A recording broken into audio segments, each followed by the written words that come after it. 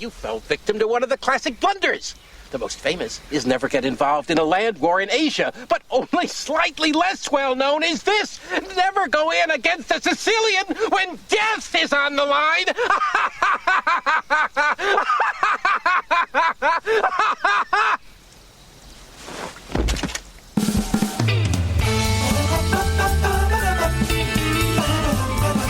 It looks like he has his hair on fire.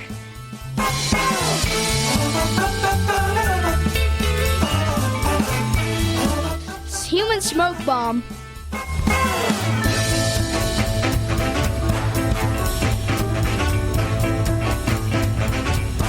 Well, welcome back one more time to Comedy Parenting Radio. My name's Jerry Begley, and we got the kids in the studio here. We're going to talk one more time about either dirt, rocks, or mud. Stay tuned.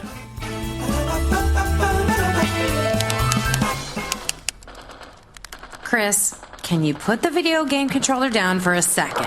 I can talk and play. Oh, I'm totally annihilating this punk kid in Nebraska. I just feel like you're not acting like a grown-up in our relationship. Am too. Well, you still ride your skateboard to work, there's the comic book collection, the race car bed. Look, I'm young at heart, but I put money into my 401k every paycheck. I picked up a few savings tips at feedthepig.org. I have control over my financial life now, and that feels pretty grown up. Put away a few bucks, feel like $1 million.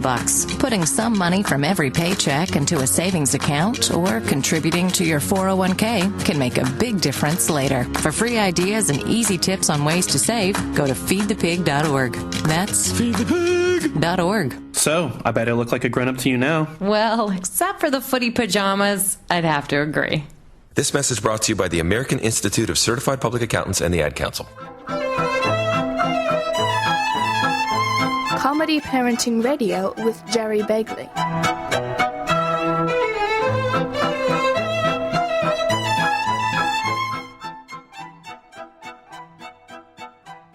Hey, Josh. Yeah? Would you mind regaling us with your famous dirt story? Sure. Well, it may not be my most famous, but it's my most favorite story because of the memories it holds. But one of our neighbors has an excavator, and the thing with excavators on this road is that they turn the road to dust. Very fine, powdery, silky smooth dust. Do you have a name for that kind of a dust? Moon dust. Moon dust, yeah. Why is that? It's like a powder, like moon dust. We thought it was like moon dust. Have you ever been to the moon? No. No, we thought we did. I have. You thought you did. Courtney, you've been to the moon? Yeah. How so? Well, one night I flew up there. I'm not quite certain if it was a dream or if it was reality, but I did fly up there once. And I made it back. Does imagination count? No, but I think she left her window open that night and the house got cold. Oh. Anyway, go ahead, Josh. One day the excavator went by. It was actually the first time it had gone by. And my brother Caleb took me up there and he showed me the dirt. And he said, hey, this is very fine dirt. Let's play Tank Wars. And I said, what's Tank Wars? And he showed me what Tank Wars is. Basically, you take rocks and you fire dust at the enemy team. Small pinches of dust at the other team's tanks.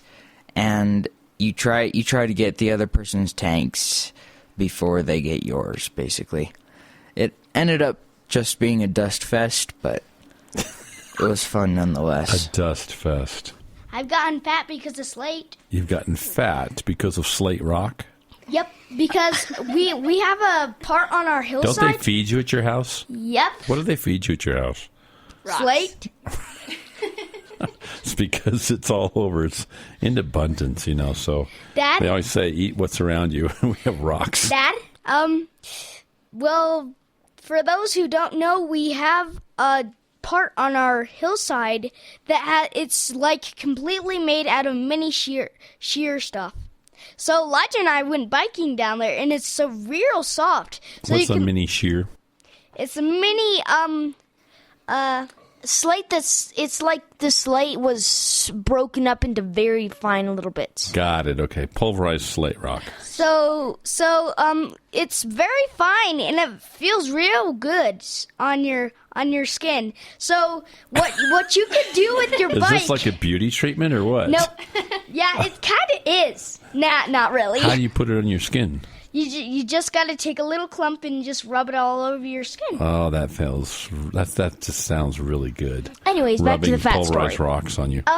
So Lodge and I went biking down. We actually kind of do a little play where you jump off of your bike and then your bike goes pedaling down and stuff.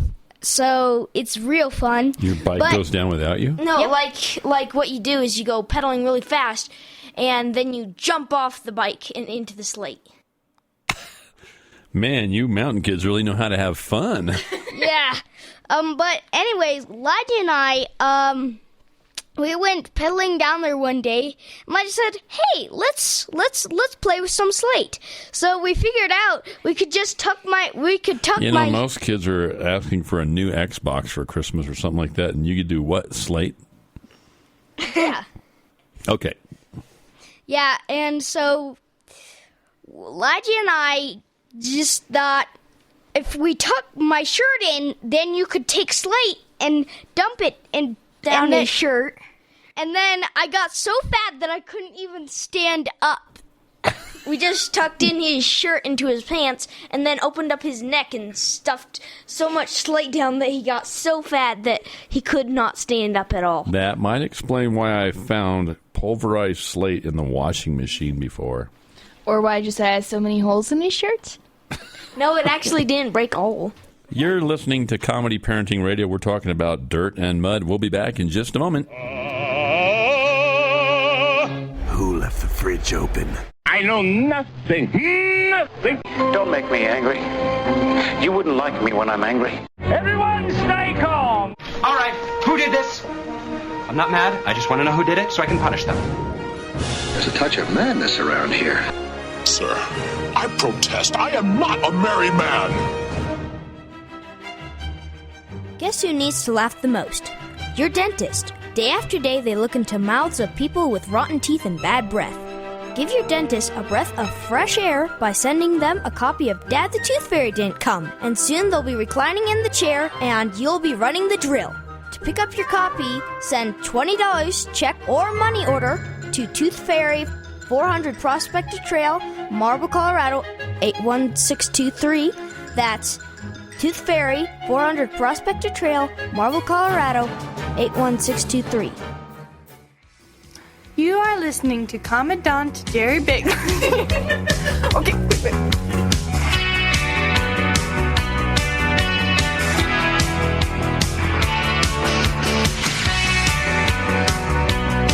Okay, we're back at Comedy Parenting Radio, and we've got rocks down. We've got pulverized rocks shoved down Josiah's shirt. What else goes on there, Josiah, that I should know about? One time, you know the moon dust that we were just talking about? Yeah. About, I and Elijah went over to where it sprouts, which is a humongous muddle puddle, and then it turns into mud, which is then, my friend... I've never thought of dirt as sprouting before. Our friend has a loader, and it turns the stuff into moon dust, and then after that, Elijah and I go up there, and then Elijah puts the moon dust in my hair, and I go running around, and I have dust flying out of my hair. It looks like he has his hair on fire. It's human smoke bomb. I guess I preferred that as to actually setting your hair on fire and running around. But you run around, and there's just a trail of dust behind him, so it looks like a human smoke bomb. And you can't turn around because then the dust will get in your eyes, and then you just gotta keep running. You have to stay ahead of the going. dust, don't Yep. you? Yeah. Well, we got a dust storm blowing through here, Bertha. No, that's just the Begley kids running by with the moon dust in their hair. Don't ever put people out there. Do never put ashes from fires in your eye. it'll take That's about. what Smokey Bear says. Only you can keep ashes out of your eye. But it'll take about an hour to get out, and it's painful. You keep on blinking, it hurts. Why did you put it in your eyes in the first place? One time, Elijah and I went over to our ash pile. You guys do a lot of stuff with dirt, don't you? Elijah and I went And over. everybody listening to the show, send toys to my children for Christmas. So they don't have to play with dirt in their hair. Yeah. But anyways, Elijah and I went over the same day that Elijah made me a human smoke bomb. We went over to a pile of ashes, and Elijah put it in my hair, and I ran around, and ashes were just flying all over the place. Sometimes I think How it's come better. we I never don't. heard about this till just now. I know. I think it's better sometimes that I don't know about this stuff, but. But he didn't stay ahead of the ash, so it got in his eyes. You ever thought about wearing goggles? Nah, never. No, never. That's for city people who don't want to do it. Yeah, when the city people put dust in their hair, they wear goggles. Anybody else have stories about mud or dirt? I have another story about slate. Okay. It's the same kind of crunched up slate. And Josiah and I, when we ride down there, we like to go down there and we take our shoes off and we fill it with those little pieces of slate in there. You fill up your shoes. Yeah, just so you can squeeze your feet in there, just barely. And then, This is why your socks eventually, when you do put socks on, but you don't have get socks on. I know, but then later on when I make you wear socks to go to town with your shoes on, the socks go into those shoes and they're filthy and they get full of holes, don't they? I every single day, like about every other hour, I find a sock that's filthy and it's got holes laying around the house. that's us. Anyway, go ahead. You fill up your shoes with pulverized rocks. And then we put them on and we bike up. Is this therapeutic or what? Or is it torture? What do you get out of this? It's like putting Legos underneath your feet, the sharp end of the Lego. We also like putting bike Legos in our riding shoes. up the mountain. Is there a point to this? Or are you just trying to torture yourself? This would be like setting up a zip line through nettles.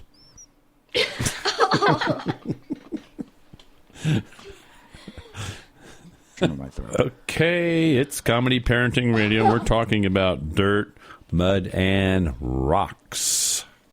Dude. Has anyone ever made anything to eat out of mud? Oh yeah, Josiah and I actually, there are, after it rains, there, and the mud puddles dry up, it comes into like these crusty little thin things. And we call them mud pies, and we like to eat them sometimes. Except for Mom told us that they weren't good for us, so we stopped eating them. I thought those were mud brittle. No, like mud pies. Mud pies are when it's not dry, when it's just mud pie. He can call it whatever he wants when he eats it. I used to think that the what are the blackbirds? You're talking about the crusty, dried up mud that you ate? Crusty, dried up mud? Yeah. Okay. I used to think that what are those blackbirds that fly around our house a lot? Blackbirds. No, they're black and they Nice burp, and they're twerp. called. Is it the black and white ones? No, it's just the completely Ravens? black ones. It's the one that tried to steal Cheese's food. Those were Who's black cheese? and white. Blackbirds. No, Who's those cheese? were black and white. It was magpies. Who's cheese? Magpies. I used to think Who's cheese? Our our cat. Crows. That's it. No. Crows was magpies. Look, we only have one Magpies? blackbird that flies around here. Nobody even knows what it is. Magpies. It's the mystery blackbird. Magpie. The magpie. It's not even from this world. Stop. The magpie. I used to think the magpie because of the crusted stuff from the muddle puddles. So I used to take one of those things, and when I saw one of those black things, I would throw it at them to eat it, to let them eat it. Do you know what a magpie magpole is? No. It's a assault rifle magazine for a black and white bird. That was the most extraordinary thing I have seen in my entire life.